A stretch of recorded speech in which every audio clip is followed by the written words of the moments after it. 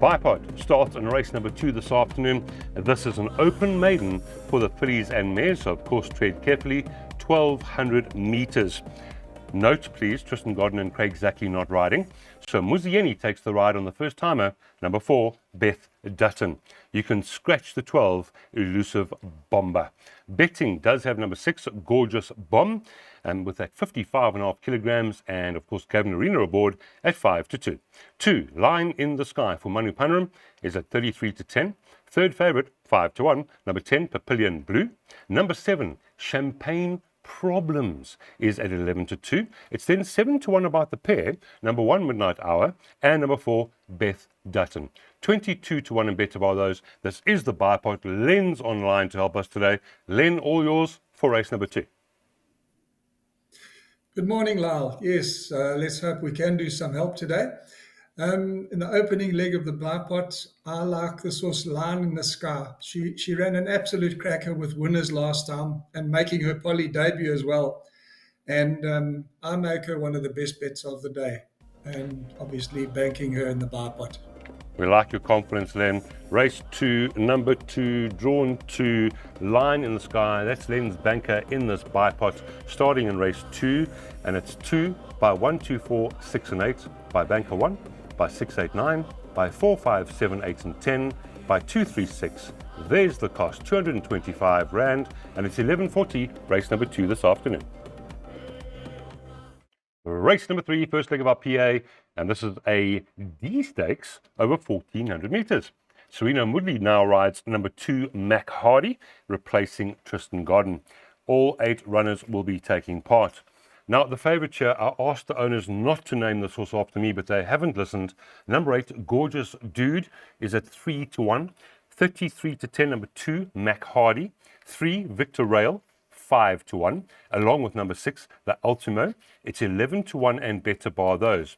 So a pretty open looking type of race here to start off our PA this afternoon, but a small field of just 8 runners.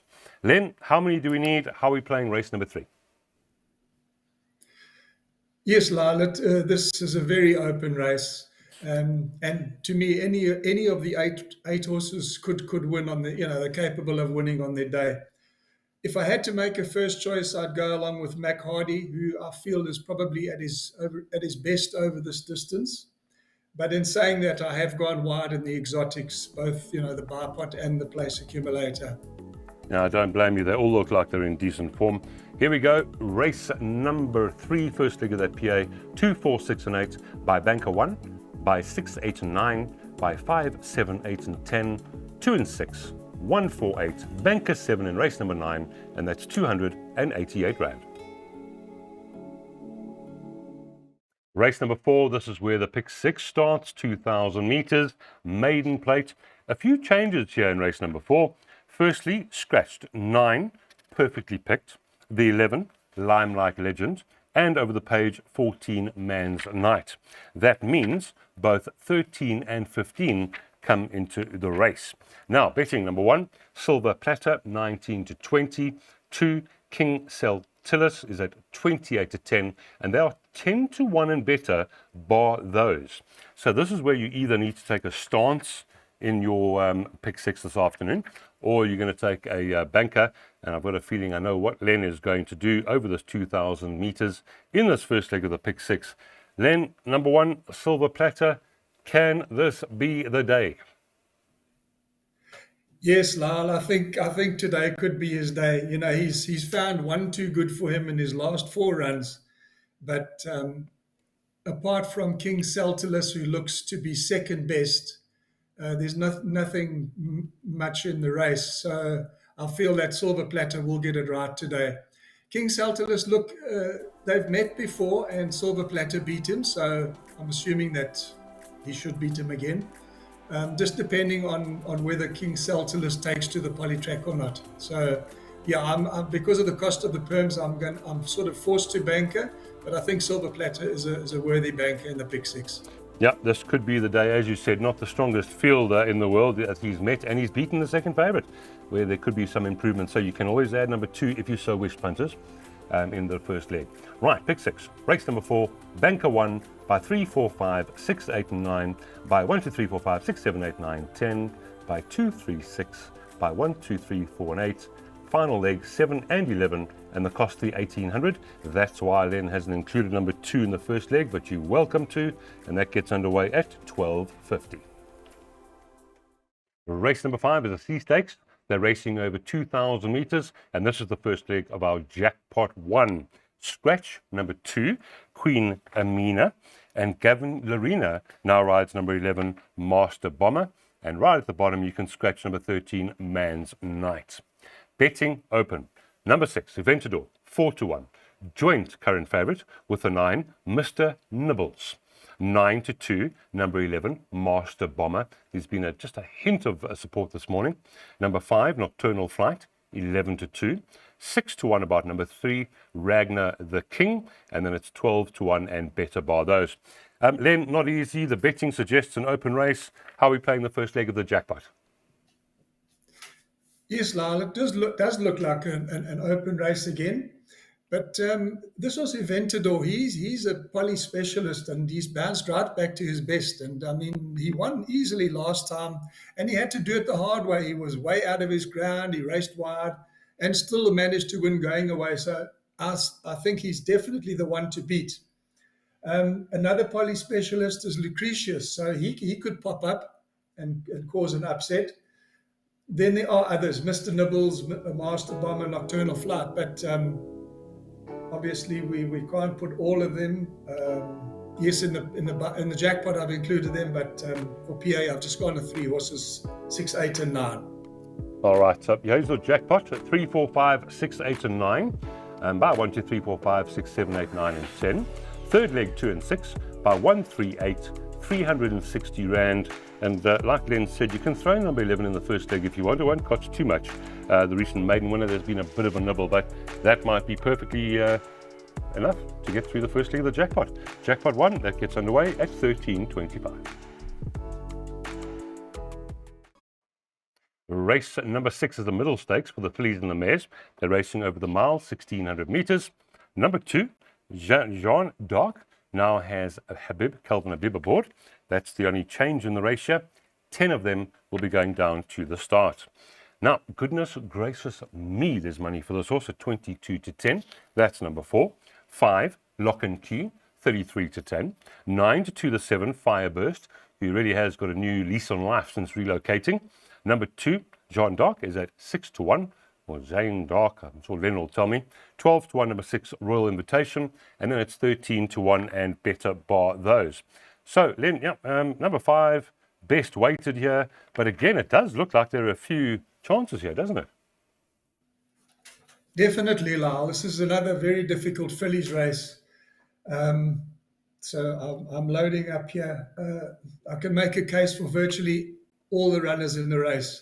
You know, had it been at Scottsville, I would have been pretty strong with the 10 horse Ice Rain. The problem with her at Greybull is she seems to lag off the pace early on and then comes with a storming finish.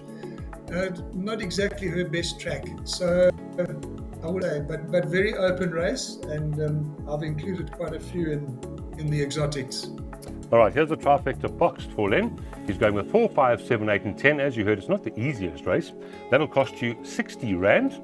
And the off time here, race number 6 is 1,400 hours. Race number 7 is a class 5. They're racing over 1,000 meters on the poly. And this is the first leg of our jackpot 2. Betting. Number 6, Captain's Pride. 19-10, the 2-year-old. Not too sure about this betting. That does seem a little bit small. Number 2, Griffin Park. 33-10. 9-2, number 5. Purple Powerhouse. 13-2, the 3, Maneki Neko. 8-1, the 1, Mask On. And then you can get 15-1 and better bar those. Now, there are no changes here in race number 7. All 10 of them are carded to run. No jockey changes. And it is, as I say, the first leg of our jackpot 2. Len, I'm quite surprised by the betting here. 19-10 about the 2-year-old. Surely more open than that. Yes, Lyle, I agree with you there. Look, a lot depends on whether the 2-year-old filly takes to the poly track. She's very speedy. But yes, I wouldn't be rushing to take that price. Griffin Park loves the poly track, and he's run two. He's run close up in his last two, so I think he's a big runner. And Maniki Nico wasn't disgraced last time. Depends again on his how he takes to the poly. So I've included the four of them in the second jackpot: 2, 3, 5, and 6 purple powerhouse. Five purple powerhouse I've thrown in, but he's been a little bit disappointing. But he's back over his favourite distance, so let's see how he goes. I've just added him into the jackpot. Yeah, you summed that up well then. You said it revolves around the 6 Captain's Pride. Never easy to win. Straight out of the maidens, on poly for the first time, carrying quite a hefty weight. Not going to be easy. So Len has gone 2, 3, 5 and 6, leg 1 of jackpot 2. By 1, 2, 3, 4 and 8. By 7, 11. By 1, 3, 6, 7, 8. 200 Rand. The off time here of race number 7, 1440. Race number 8 is a class 5 for the fillies and the mares. They are racing over 1,200 meters. You can scratch number 5, Chicago Lass. 8 runners will be lining up. Now, the betting has number 3 on board at 33 to 10. That's a joint favourite, trying the poly for the very first time.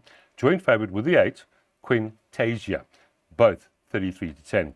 Number 1, Cape Capri, 9 to 2, along with number 2, Drive By, and number 4, Copacabana. Barring those top mentioned 5, it is 13 to 1. So as far as those 5 are concerned, they're very closely bunched to the top. So Len, how are we going to play race number 8? How many did we take in the pick 6? And are you confident on anything here? Lyle, no, you've touched on the 5 runners that to me one of them should win it. But Quintasia is in good form at the moment. And despite having a slightly awkward draw, although she comes in one position, so she's drawn at 7, I still feel she's going to be a big runner, and she'll be right there at the finish again. Then you've got number 1, Cape Capri. She could be a live wire if she takes to the poly. She's drawn 1, so she should run a good race. And then you've got On Board. Hasn't been on the poly before, but must be included.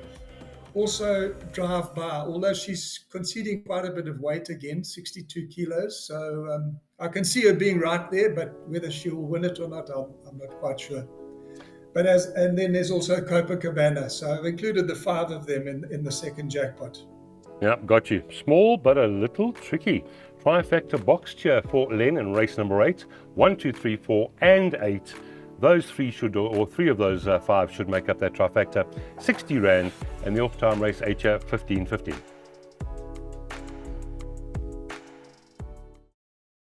Number 9 is a middle stakes. They're racing over the 1,400 meters. Changes. Number 4, Proud Master, now ridden by Muzieni. Number 5, Golden Destiny, ridden by Raymond Danielson. So those 2 jockey changes here in race number 9. Betting, number 5, Golden Destiny, 3.75 to 1. This is running for Dean Canamau, as I say, now Raymond Danielson riding. 7, This Is What It Means, 9 to 2, joint second favourite with the 11, Legal Counsel. 5 to 1, number 1, Nelson Bay.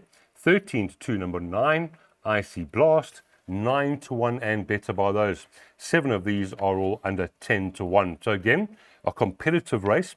And Len, I've got actually a quick fact for you. I'm big on stats, as you might or might not know. Winners in the last 2 months at Greyville, 22% of them are favourites.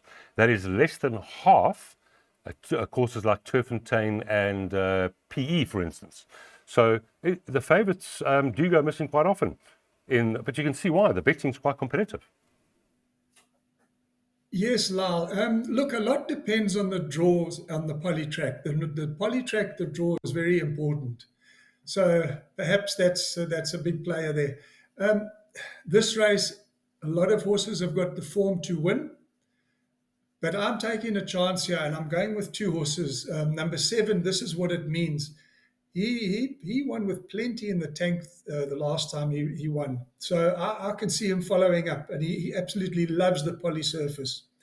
Then you've got the 3-year-old Legal Counsel. He looks to be very classy. I'm going to ignore his last run. Everything went wrong. And if he takes to the Polytrack, despite being drawn 11, because, I mean, he's got the old pro Andrew Fortune on board, and he can certainly win. So I'm taking a chance, and I'm going with the two of them there, 7 and 11. Got to take a stance. Here's the exacta boxed for Len. 7 and 11. The cost there will be just 20 Rand. That is the penultimate race on the card, and he's playing around those two. Time to get those bets on by 15.50.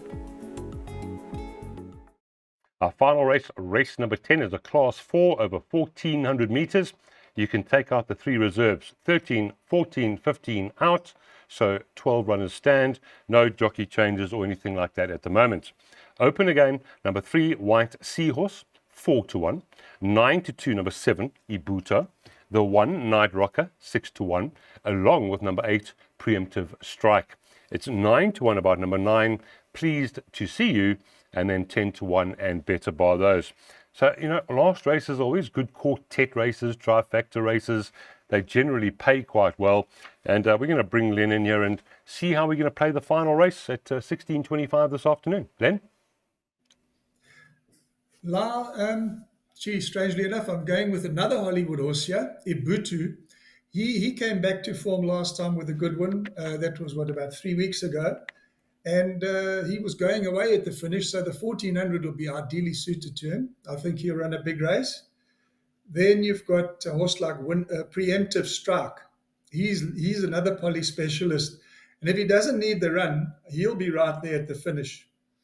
And then my sneaker for the race is number 6, Gliding Fish. He ran on well after losing some 6 lengths last time at the start. And if he breaks on terms, he's capable of causing an upset here. So at the price, I would throw him in the exactas, etc. We like it. Number 6 is currently at 16-1, so maybe each way on that one as well, if you want some value from Len. Exacta boxed, 6, 7, 8, 60 Rand the spend. That's race number 10, 16.25.